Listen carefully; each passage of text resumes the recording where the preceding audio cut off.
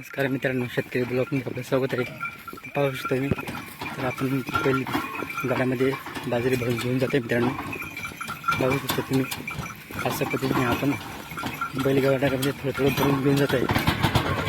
अशा पद्धतीने आपल्या रस्ता मित्रांनो कच्चा रस्ता तर त्याच्यात आपण जास्त नाही भरलेली आहे गाडा, बैलगाडी थोडी भरलेली मित्रांनो. असं आपल्या पद्धतीने बाजरी गाड्यामध्ये भरून घेऊन जातात मित्रांनो.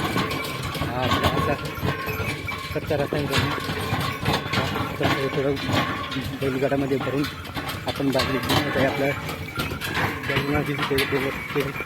वावर आहे, हा एक बैल आपल्याला सोबत घेऊन जात आहे. कारण की त्याला बरं वाटत नाही म्हणून आपल्याला मागं थांबून जेणेकरून त्याला त्रास नाही व्हायला पाहिजे म्हणून दुसरा बैल मागून घेतला आणि त्याला पाठीमागून भागावून घेऊन जात आहे मित्रांनो. तर अशा पद्धतीने आपण बाजरी बैलगाडीमध्ये थोडं भरून घेऊन जाते आपल्या ते दुसऱ्या शेतामध्ये जिथं आपण खळाब वगैरे बनवलेलं आहे त्या ठिकाणी आपण घेऊन जात आहे मित्रांनो. बैलगाड्यामध्ये भरून बाजरी आणि तिथे 2-3 एक कंस आपण काढून घेतो मित्रांनो. अशा पद्धतीने आपलं काम सुरू आहे. आजचं काम मित्रांनो बैलगाड्यामध्ये बाजरी भरून घेऊन जाते मित्रांनो. 2 गाड्या घेतल्या आज. तर असं मग पद्धतीने आपलं शेतकऱ्याचं काम असं मित्रांनो.